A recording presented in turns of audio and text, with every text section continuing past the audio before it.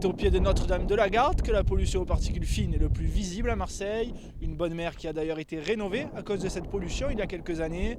Les monuments ne sont donc pas épargnés, mais c'est aussi le cas du patrimoine naturel et les calanques. Monsieur Nardini nous en dit un peu plus. Les particules sont bloquées par ces collines. Les quartiers proches des calanques sont particulièrement touchés par la pollution en particules fines. Les solutions préconisées et mises en place par les politiques, tout le monde veut faire du bien à l'environnement, mais réellement on construit de plus en plus.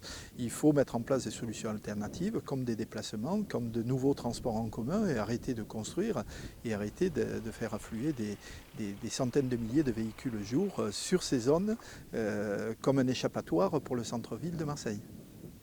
Le constat est alarmant, mais les Marseillais sont les principaux coupables. En effet, ils sont les premiers pollueurs aux particules fines.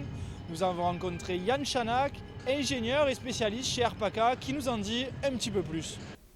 Donc là, il va vraiment falloir augmenter l'effort sur le secteur résidentiel, parce que c'est un des gros contributeurs. Notamment, quelque chose qu'on ne voit pas tellement en centre-ville, mais qui va quand même toucher le centre-ville, c'est tout ce qui est des chauffages bois et de la combustion de fond de jardin, du brûlage de déchets verts de fond de jardin, qui est ramené par les brises de vallée sur la ville ensuite. C'est une grosse source de pollution.